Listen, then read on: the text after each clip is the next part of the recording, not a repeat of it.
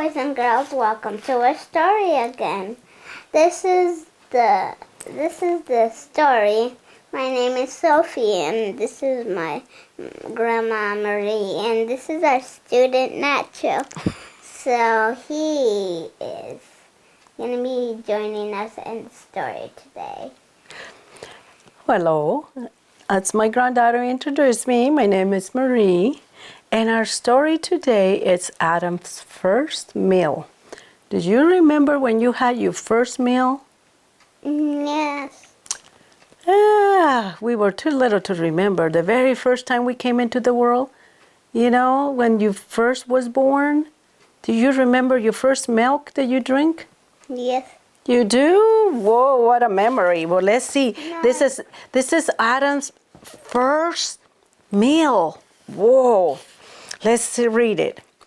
Leaping to his feet, Adam looked around him for the first time at the beautiful world in which he found himself. I wonder what he thought and what he said. Of course, there was nobody for him to talk to except himself. How come? How come there was nobody to talk? Well, he could talk to the animals, but the animals couldn't talk back, right? Because Eve was not made yet. Animals are always so full of curiosity, aren't they? I can almost see a little dog licking his hand and a cat brushing past his leg, hoping to be noticed, and maybe a horse nosing in to be patted. Just like Nacho. Nacho does a lot of that, right? He licks his paws. Coming from all directions are the other animals, perhaps a lion. Where's the lion in there? An elephant, a bear, and a beaver. Yeah. A beaver. Big fat panda. And where's the panda? And a little chipmunk. All so friendly, but gazing wide-eyed at the magnificent creatures before them. Somehow they seem to recognize in him their leader and master. And as he strides forward over the soft green grass, they follow him gladly, leaping and frisking about in pride and in joy. Happy cries of welcome fills the meadows and forest as the grand procession moves on its way over hill and dale, by shady pool, tinkling stream. I can't see the mama. Oh, I know. Twinkling streams and sandy lake shore, as Adam paused to marvel at some fresh wonder of creation. Perhaps some tall, graceful trees or radiantly beautiful flower. More animals appear from the forest glades, while birds swoop low to see what is going on. Instinct tells them that this tall, handsome being with the flashing eyes and kindly bearing has been given dominion over the fish of the sea and over the fowl of the air and over every living thing that moves upon the earth. There is no fear in any heart. Adam is not afraid of the tiger. Wow. Would you be afraid of the tiger? I think I would. But see, in those days, the animals were so nice and tame. So Adam is not afraid of the tiger that follows close at the heels. Nor is the tiger afraid of him. A deer, where's the deer in here? Can you see him? A deer plays with a leopard without a thought of harm.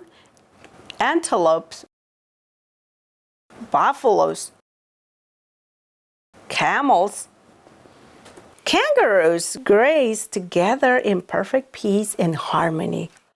Seeing the animals eat reminds Adam that he is hungry. But what is there for him? So what kind of food is he eating? berries? Yeah, his eyes turned to some purple grapes hanging from a vine, then to some bright red berries, and again to clusters of nuts on the trees. Could this be his food? Yes. As he wonders which he should take, he hears the voice of God saying,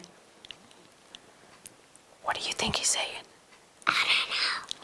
Behold, I have given you every herb bearing seed, which is upon the face of all the earth, and every tree in which is the fruit of the tree yielding seed.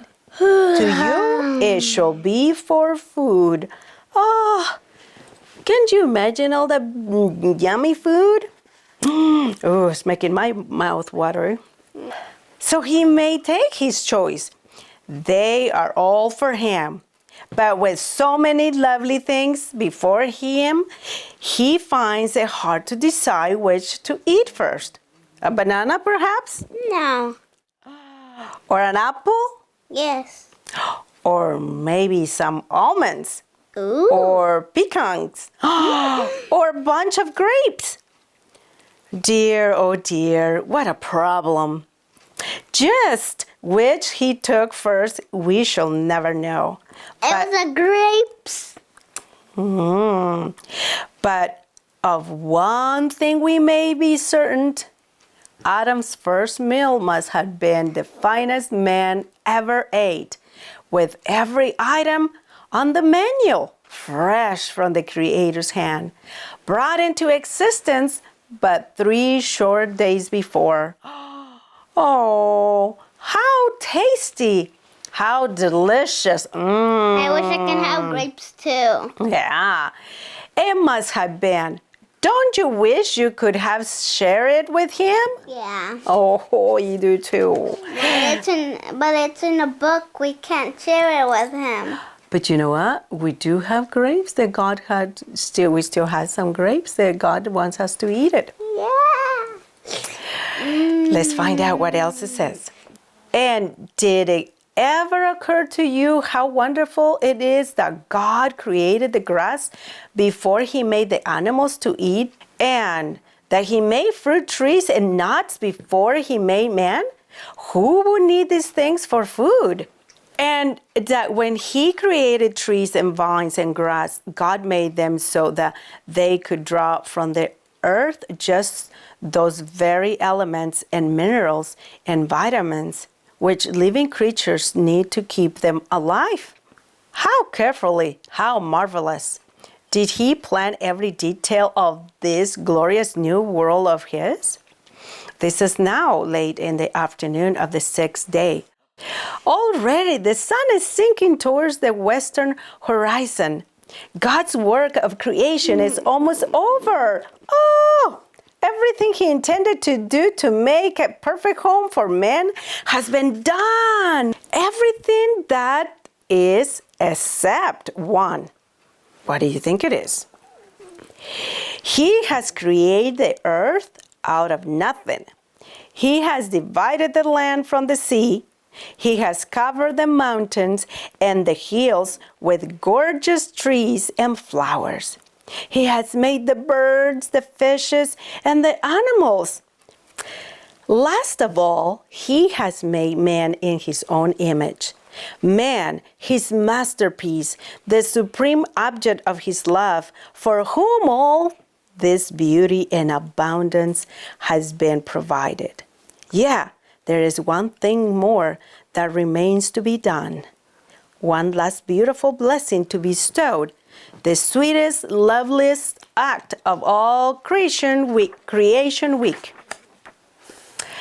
Well, boys and girls, we are at the end of the story. So we're so glad you joined us. And will you bow your heads with us to pray? Yes. Dear Heavenly Father, please help us to be good. In Jesus' name, and please help us to close our worship as we have to close the worship. In Jesus' name, pray. Amen. Amen. Bye, boys. Bye-bye, boys and girls. We'll see you next time.